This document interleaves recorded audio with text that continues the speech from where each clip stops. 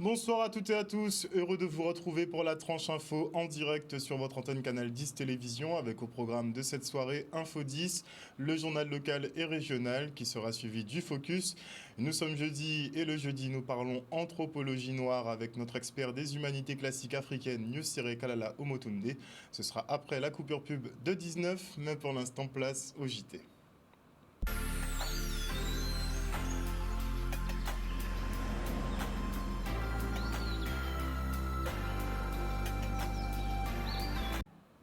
Nous sommes le jeudi 10 février 2022 et les professionnels de santé suspendus poursuivent la mobilisation contre l'obligation vaccinale. Voilà 4 mois que plusieurs centaines d'agents sont privés de salaire pour avoir refusé le vaccin médicament imposé par les autorités. Une sanction démesurée pour un produit qui n'a pas les effets escomptés selon les syndicats. Ils ont effectué une marche silencieuse ce matin dans les rues de Pointe-à-Pitre. Le reportage. Là, font sorte que principalement les gens qui sont suspendus, depuis 2 mois et demi, 3 mois sans salaire, que bien évidemment, que exprimer avec vie, c'est pour ça qu'ils fait des pancartes, ils ont décrit par quoi, depuis là, ils ont entré à l'hôpital, depuis ils ont entré dans le métier, jusqu'à ce qu'ils fouillent dehors, marchent comme chien, alors qu'ils n'ont pas fait rien. Et donc, c'est pour ça qu'on intervient effectivement qu'elle est suspendue en contact direct avec la population là. Parce que bon, pour les gens qui jusqu'à présent, ça n'a pas vrai, ça nous a dit. Et que les gens ont touché l'argent, et que finalement, comme l'hôpital a marché, la clinique a marché, la pompe a marché, bon, tout va bien. Alors que des centaines de Guadeloupéens, je dis là, qui, parce qu'ils ont refusé pour un piquet, parce qu'ils ont interrogé aussi sans son piquet, ils ont dit que ça n'a pas arrêté là, à changer de métier.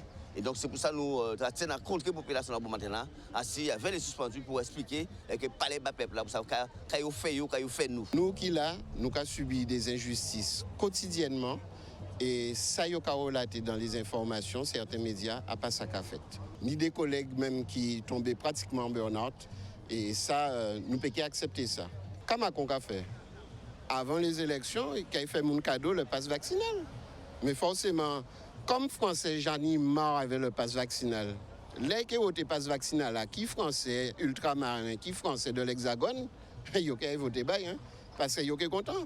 Mais sauf que une fois que vous prenez mandat, ils n'ont pas ça qui fait après. Là, il y a dit nous ça en prévention, il faut nous prendre un vaccin. Et ça, il dit nous, un vaccin, c'est une prévention. Après, ça, il y a dit son vaccin, traitement, tous les mois, il faut prendre. Et quand vous suspendez, pas payer, il faut monde derrière. Lui, c'est les gens qui a dit comme ça, à part un vaccin, son traitement, ils ne sont pas malades. Qui ont besoin de ça, des scientifiques de haut père français qui ont dit comme ça. On n'est pas obligé de vacciner tout le monde, on n'est pas obligé pour arrêter le virus là. C'est les gens qui méritent parce qu'ils sont pas bon, mais on ne peut pas vacciner tout le monde. Nous sommes là, nous avons mis un nouveau vaccin. Si nous ne prenons pas hier à partir de là, nous avons qui nouveau vaccin, ça vous voulez. En tout cas, on ne peut pas prendre un traitement en médicament alors qu'on n'a pas rien. Et malgré l'apparition de traitements précoces et le manque d'efficacité des vaccins médicaments qui déclinent au bout de 3 mois, les autorités priorisent toujours la vaccination. Des injections boudées par les Guadeloupéens qui sont 20% à avoir un schéma complet à 3 doses. Mais même si la tâche est difficile, les équipes du Vaccinobus sillonnent le département pour faciliter la prise en charge des volontaires quasiment à domicile. Le reportage. Pour nous, c'est une réussite puisque l'objectif, c'est d'être auprès de la population et d'offrir ce service. Et les gens sont là, sont présents. Donc pour nous, c'est une réussite. C'est correct. Les soignants sont... On a adapté le nombre de soignants en fonction de ce qu'on voit comme affluence. Donc c'est correct et c'est bien pour nous. Ça me semble important parce que tout le monde n'a pas...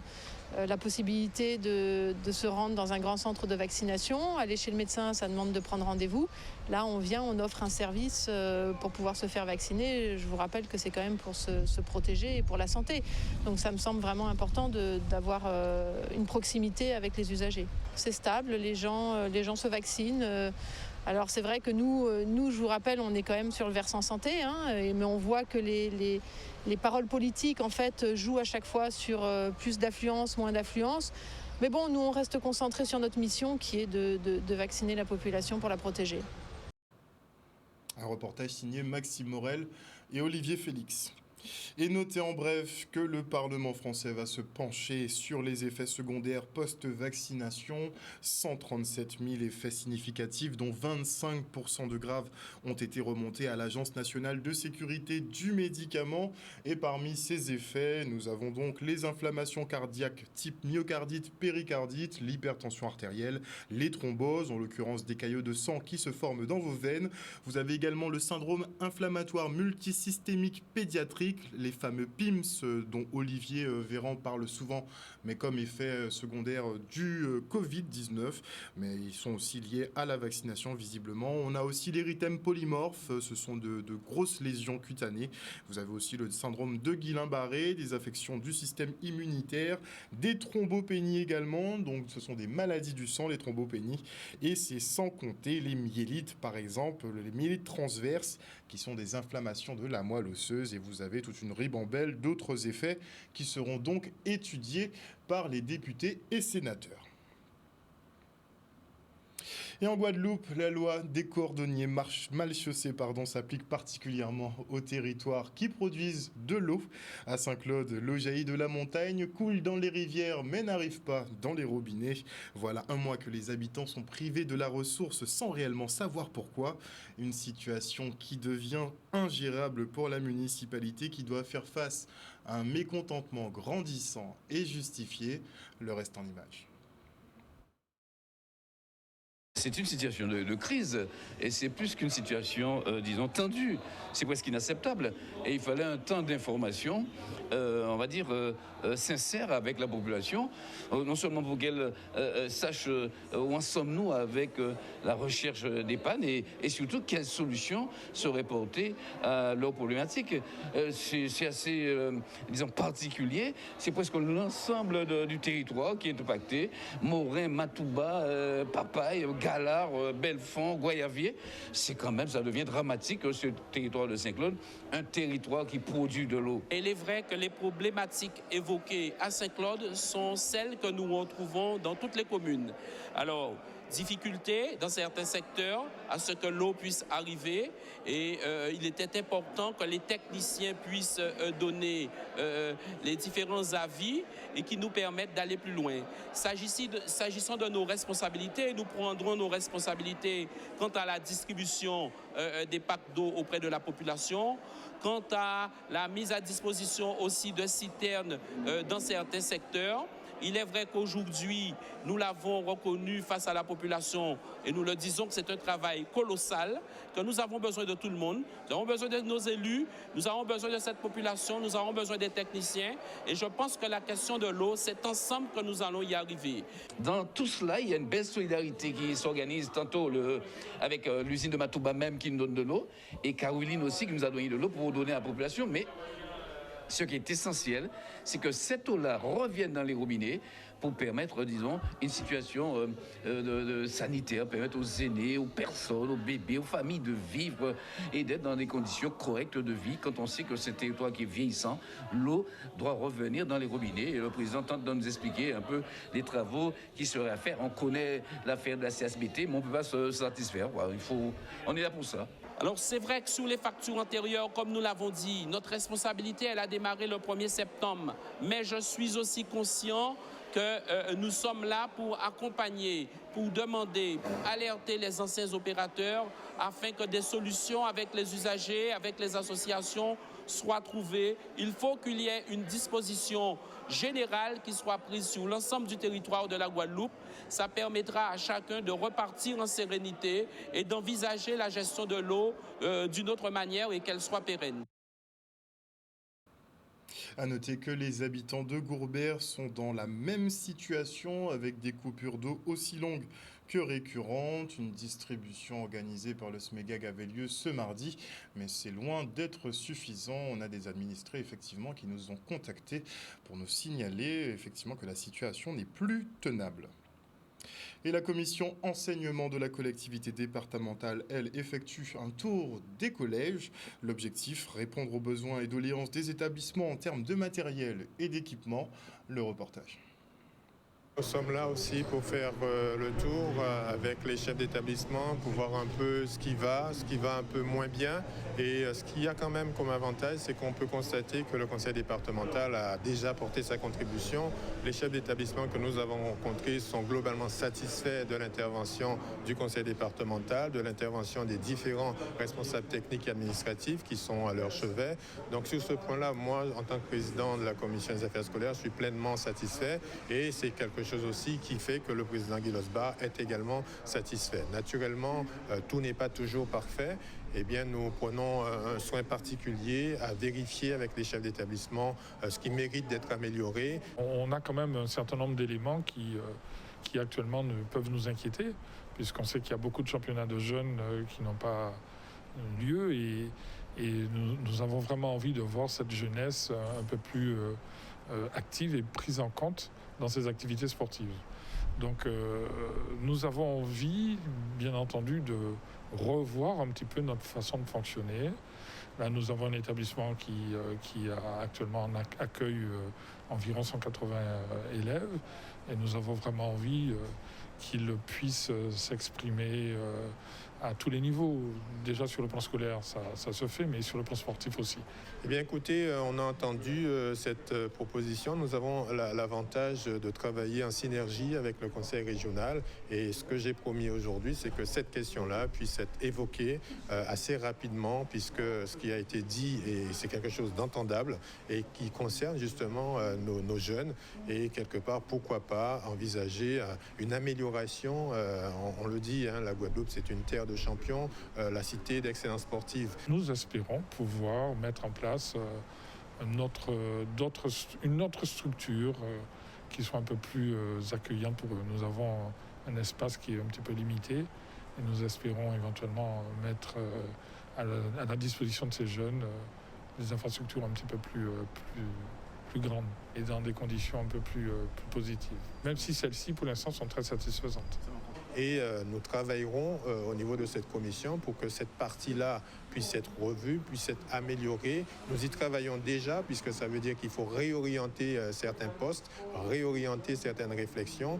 Nous y travaillons pleinement. Cette nouvelle équipe au conseil départemental a très envie de réussir, a très envie justement de satisfaire les principaux besoins des Guadeloupéens.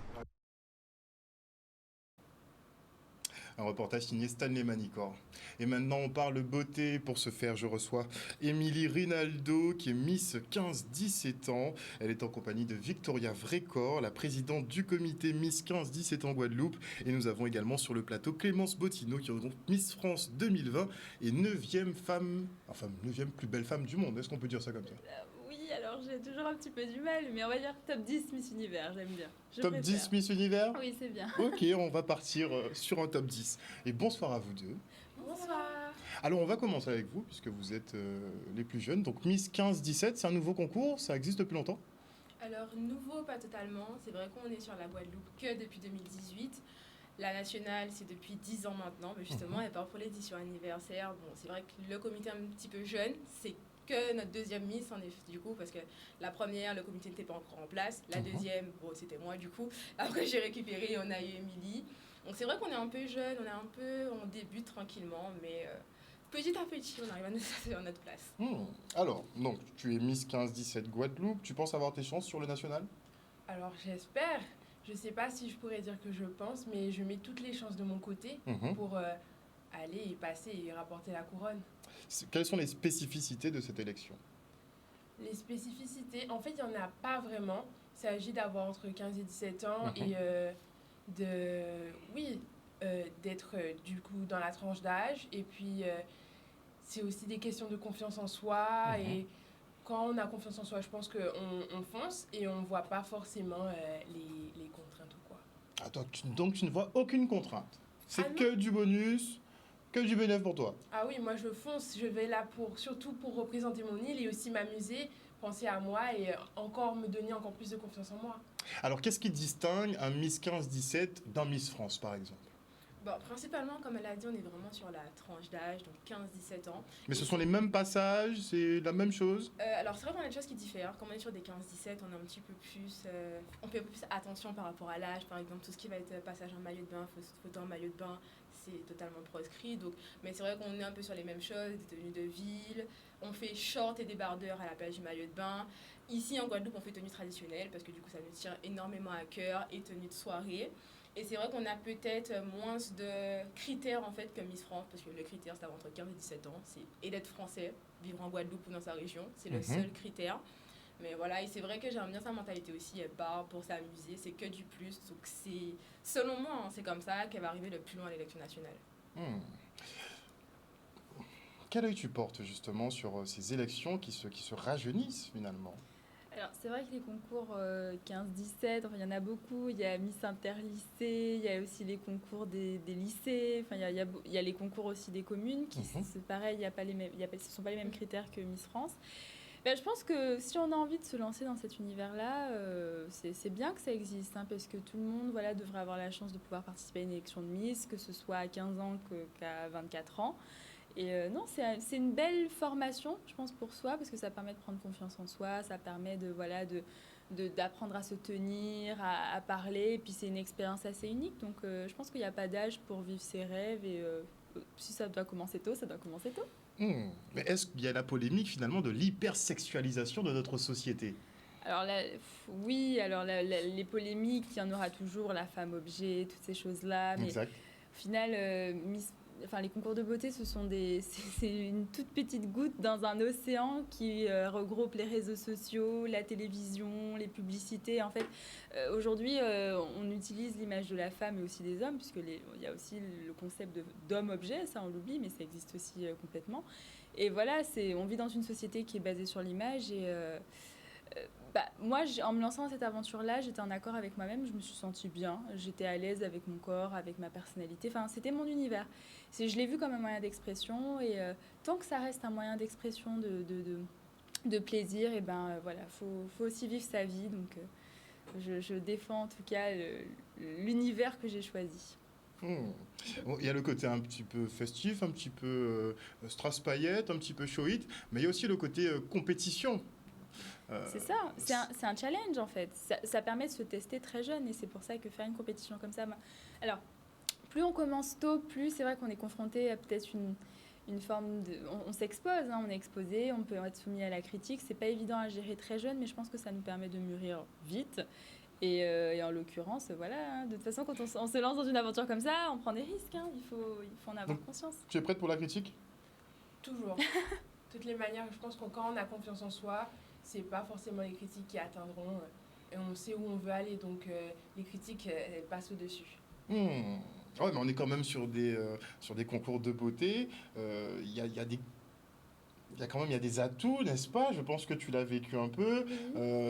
Moi, je parle franco, il y a la couleur de peau qui compte, il y a les cheveux qui comptent. Donc, est-ce que tu es prêt justement à faire face à cette barrière un peu qui nous est opposée? Franchement, je suis prête parce que, comme je l'ai dit, j'ai confiance en moi. Je suis fière d'être de cette couleur de peau, je suis fière d'être qui je suis. Et à partir du moment où on est prêt à représenter qui on est, je pense que les barrières, elles sont brisées. C'est vrai? Parce que dans la pratique, est-ce que dans la pratique, c'est vrai? C'est tout à fait vrai. Il faut être en accord avec soi-même. À partir du moment où on est en accord avec soi-même, on brise les barrières. Et je dis toujours aux filles, avant de se lancer dans une aventure comme celle-ci, par exemple, souvent, elles ont peur des questions. Je leur dis, mais vous savez, vous êtes la seule personne à vous connaître le mieux sur cette planète. Donc, il n'y a pas de bonne ou de mauvaise réponse. La seule chose, c'est qu'il faut être en accord avec ce que vous êtes. Et vous ne pouvez pas tricher, en fait. On ne peut pas tricher dans un concours de beauté. On finit toujours par découvrir le visage des filles. Donc, c'est pour ça, il faut rester soi-même. Ça ne sert à rien de cacher. Donc les filles méchantes? Mais je dis pas ça, mais bon, on voit très vite celles qui vont pas tenir la route. C'est-à-dire que moi je dis toujours, les concours de beauté c'est un marathon. C'est pas facile, il y a beaucoup de paramètres qui entrent en jeu. Et la vraie nature, elle ressort. Donc si on veut jouer un rôle, ça peut pas marcher. D'accord, on peut pas tenir aussi longtemps. Exactement, et les gens le ressentent. La sincérité, c'est quelque chose qu'on ressent, et s'il y en a pas, ça se voit aussi. Mais même après le concours, ça se voit en général. Oui, voilà, Par exemple, moi j'ai vécu le pendant avant, il y a des personnes de ma promo, on les a totalement redécouvertes après. Donc, vaut mieux être naturel. Redécouverte dans quel sens? Redécouverte dans un sens de comportement, c'est-à-dire que la nationale, elles sont par exemple toutes gentilles, elles font un petit peu des coups en douce, des coups derrière, ou c'est vrai que c'est une compétition, donc on est nous-mêmes, on reste un peu sur nos gardes, et après, après le concours, que ce soit en régional, aspire en national, bah, c'est plus du tout les mêmes personnes. Ça devient très méchant, très vite, par exemple, si on a un prix, non. Et même après 15-17, on est sur des jeunes filles. Donc, autre que les concours de beauté, comme Miss Guadeloupe et autres, où on est sur des grandes. Donc là, c'est les grandes qui vont peut-être se fâcher, même s'il y a la famille derrière. Miss 15-17, on a la famille, des fois, qui ont de très mauvaises réactions, qui vont aussi... c'est ça, c'est que ça glisse sur toute la famille, en fait. Oui, c'est ça, qui vont aussi impacter les filles. Et c'est pour ça qu'on essaie de les protéger, de les préparer, surtout au niveau 15-17, et de... Enfin, c'est pour ça que j'aime bien cette mentalité de j'y vais pour m'amuser, pour prendre des choses en plus, pour aller le plus loin que possible. Mais ça sert à rien d'être dans la compétition. Plus on est naturel, plus on va loin. Et dans toutes les expériences que j'ai eues, toutes mes élections, ça a toujours été comme ça, même les élections de mes Miss. Mais c'est vrai que 15-17, des fois, c'est délicat. C'est souvent plus délicat par rapport aux parents que par rapport aux candidates. Est-ce que les parents ne mettent pas souvent la pression aussi un peu? Alors, la pression, c'est souvent que les parents sont plus stressés des fois que les filles. Normal. Mais ça, c'est pour les grands aussi. Hein. Si je prends des exemples, Clémence Bottino, Félix, je pense que leurs parents aussi étaient très très derrière. Mais c'est vrai que 15-17, les parents sont très très présents parce que ils doivent être présents. En plus, mineurs. Voilà, c'est ça. On inclut beaucoup les parents, on ne fait rien sans dire aux parents, sans avoir l'autorisation, etc. ou autre. Donc c'est vrai que les parents sont très très très très impliqués. Et après, la problématique, c'est vrai, comme vous l'avez dit, moi-même, je suis jeune, donc c'est vrai que des fois, c'est compliqué à se positionner, à gérer. Entre jeunes, vous gérez le truc entre jeunes. Bon, c'est pas plus mal. Hein. C'est bien, ça forme la jeunesse. Mais clairement. Pas qu'entre jeunes. Je suis, au niveau du comité, c'est vrai qu'on est très jeunes, on met en valeur. Mon but est de mettre en valeur la jeunesse, même dans les actions qu'on fait, à travers les filles, même à travers l'élection. Mais c'est vrai qu'on n'est pas que des jeunes. Hein. Les deux autres délégués à la tête du comité, ce ne sont pas des jeunes, ils sont beaucoup plus âgés que moi, ils ont la cinquantaine. Donc voilà, ça va, mais c'est vrai que c'est ce qu'on essaye de faire. Donc, attribut physique, c'est très important, mais l'attitude, le comportement, l'est tout autant. Ça peut permettre de gagner une élection. L'attitude, c'est ce qui... Je dirais même c'est le plus important.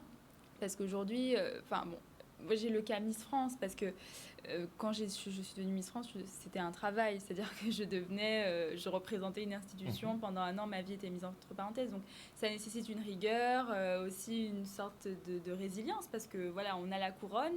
Maintenant, on va nous dire, tu dois faire le job pendant un an.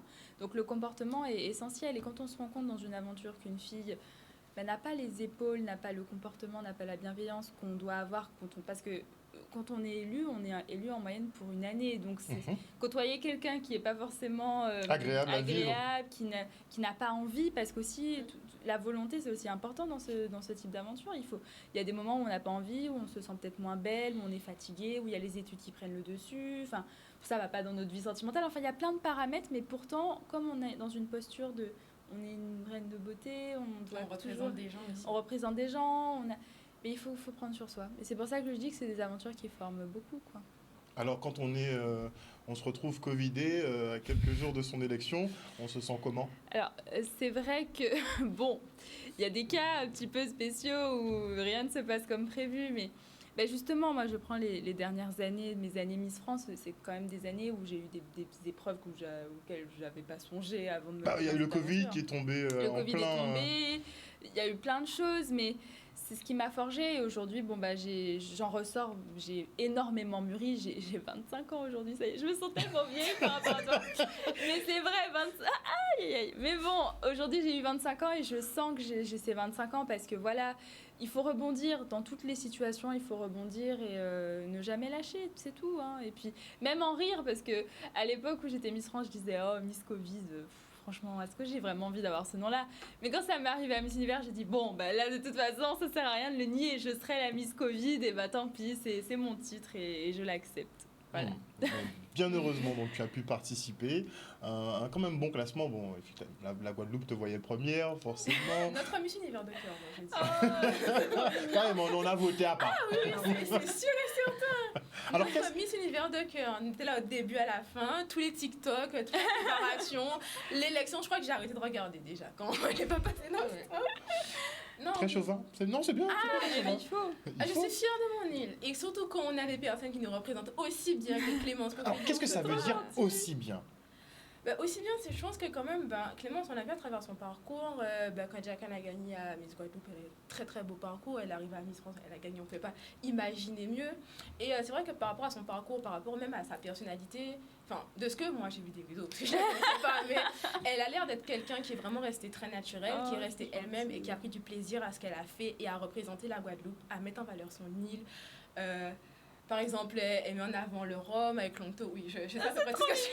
Ah oui, elle est... Oui, non, voilà, c'est vraiment quelqu'un qui met en valeur la Guadeloupe. Oh, c'est gentil. Qui met très bien en valeur la Guadeloupe, comme on en a eu d'autres, comme on a eu Ophélie Mézineau, etc. et autres. Mais c'est vrai que c'est quelqu'un qui... Mais même ce que vous faites, c'est une façon de... Enfin, parce que on retient beaucoup les Miss Guadeloupe, parce que bon, voilà, c'est l'institution. Mais après, 15-17, c'est aussi une étape, je pense, pour pouvoir participer aussi à ces concours-là. Mais... Voilà, aujourd'hui, chaque pierre à l'édifice, enfin, chacun apporte sa pierre à l'édifice. On est d'accord. Nous, on arrive à une échelle où on a notre voix peut être, enfin, on peut porter notre île plus loin, puisqu'on a une portée voilà, plus nationale, mais ça commence ici, et c'est pour ça que finalement, je sais que les Guadeloupéens me voyaient Miss Univers, ils me disent que de toute façon c'est moi Miss Univers, ça me fait plaisir, mais j'avais déjà tout gagné avec Miss Guadeloupe, parce que je crois que ça a été l'élection la plus éprouvante à la fois émotionnellement, physiquement, parce que c'était ma première, parce que c'était chez moi, parce que c'était un monde que je ne connaissais pas. Et gagner à Miss Guadeloupe, ça a été très très très très fort. Et le reste, c'était que du positif. Vraiment du positif sympa, c'est vrai, parce qu'il y a eu plein de surprises après, mais gagner chez soi, ça n'a pas de prix. Et c'est là, de toute façon, c'est chez moi. C'est la Guadeloupe. Et avant de parler de la suite de ton programme, puisqu'on veut savoir où est-ce que tu vas atterrir dans quelques mois, forcément il va y avoir du nouveau dans ton actualité, on le sait. Un petit sujet polémique, un autre petit sujet, deux petits sujets polémiques. Le premier, et vous pouvez participer également, ça tourne en débat, désolé, mais j'en profite. Le premier, c'est l'inclusion des transgenres. Les élections finalement vont évoluer et les transgenres pourront y participer. Comment vous voyez ça? Qu'est-ce que vous en pensez? Dans certains pays, ça existe déjà. C'est-à-dire qu'il y avait eu une Miss Espagne qui était transgenre il y a quelques années. Donc, je pense qu'il n'y a pas de barrière.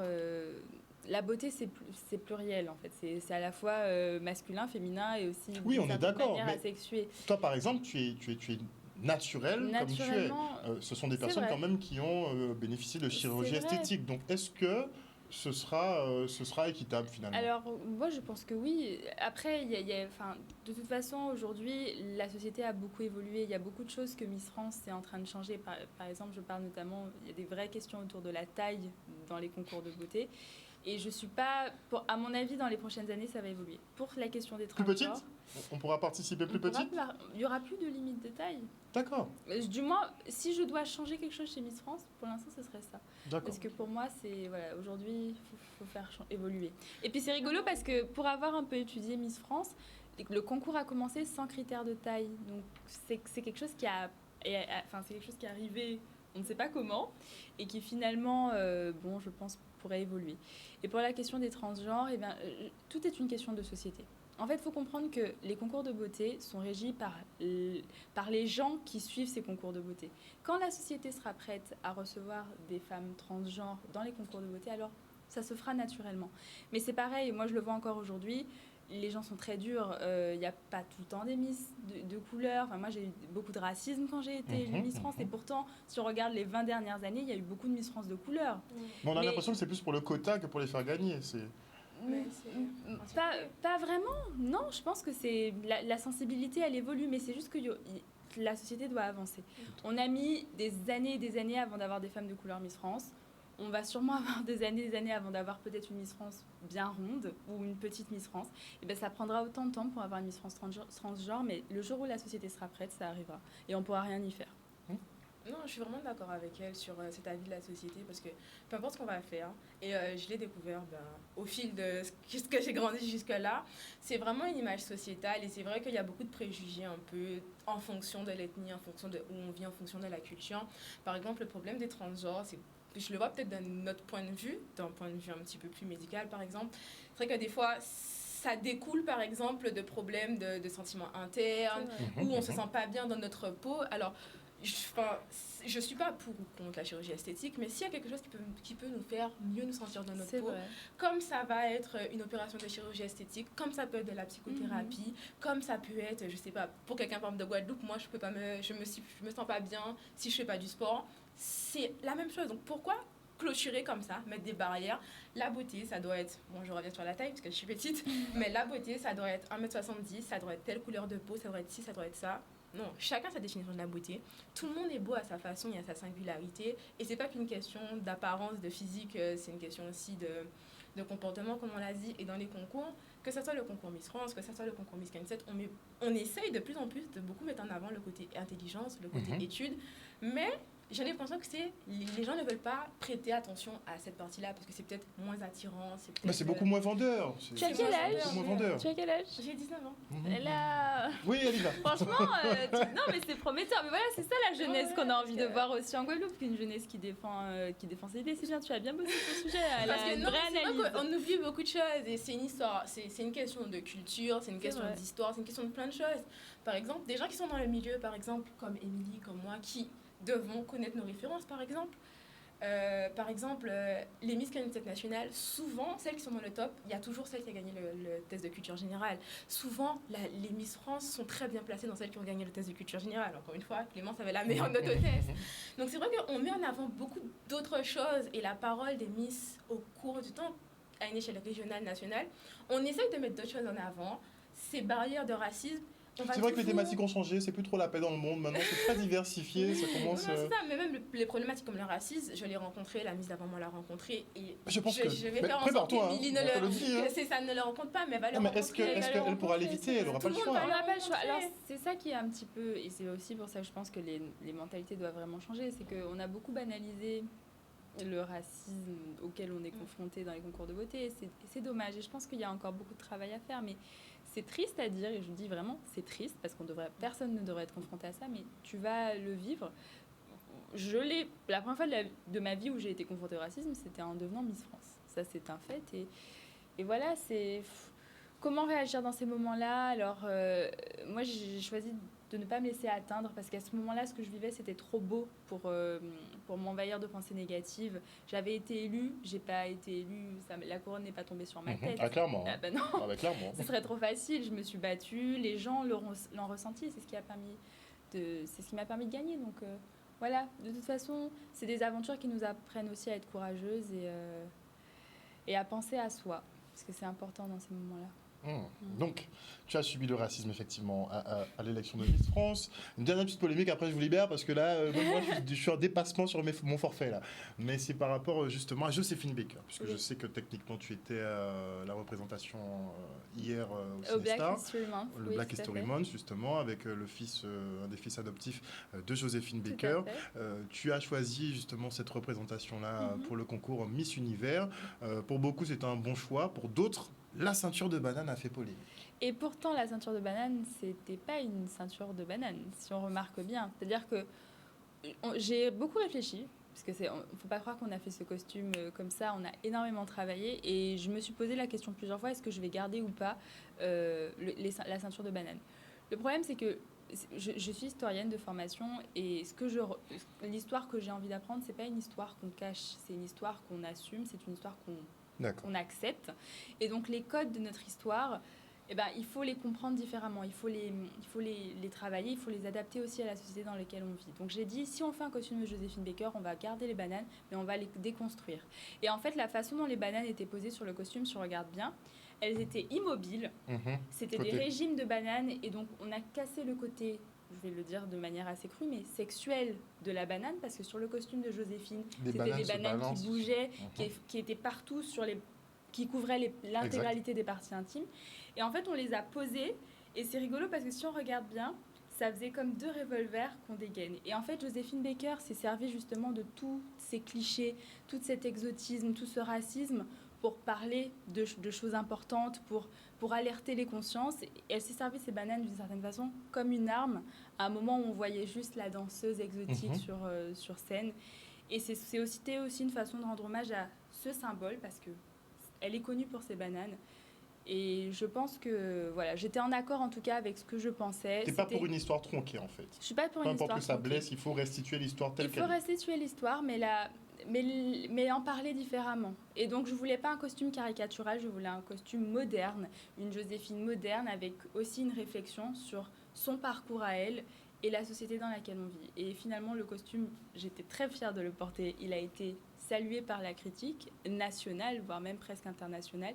Et ça veut dire que le pari, on l'a pris, mais que ça a eu un succès fulgurant. Donc voilà. La suite du programme pour Clémence Bottineau, ce sera où, ce sera quand, ce sera quoi? Il faut que j'arrive à finir mon master d'histoire. Aïe, aïe, aïe. Alors vraiment, ça, c'est mon challenge, finir mes études. Mais je vais être honnête avec vous, c'est pas évident de combiner voilà, toute cette ancienne vie de Miss France, ma vie actuelle. Mais tu dois être sollicité en fait, finalement. Je suis Tu es déjà constamment un peu un pied sollicitée. dans le monde du travail, concrètement. Et j'ai un pied complet dans le monde du clairement. travail, donc c'est pas forcément évident, mais c'est mon grand objectif de 2022 de finir ce master et puis continuer à faire des choses pour la Guadeloupe. J'ai plein de choses sur le feu, hein. Je m'arrêterai pas. Je suis tout le temps là, de toute façon. J'ai beau avoir été Miss France, je suis tout le temps en Guadeloupe, j'ai plein d'idées. Et aussi valoriser la jeunesse parce que j'ai Intégrer le comité, peut-être? Miss Guadeloupe. Pour l'instant, c'est pas prévu. Donc j'ai besoin de mûrir un petit peu plus. Et aussi, quand on a été dans l'univers des Miss, on a quand même envie de voir autre chose, d'aller dans des terres un peu inconnues pour se tester aussi. Et voilà. Proposition télé, non? Proposition télé, pas encore, mais ce serait quelque chose qui me plairait dans quelques années. Et puis voilà, développer. Je dirais ça comme ça, développer. Développer quoi, je ne sais pas encore, mais développer.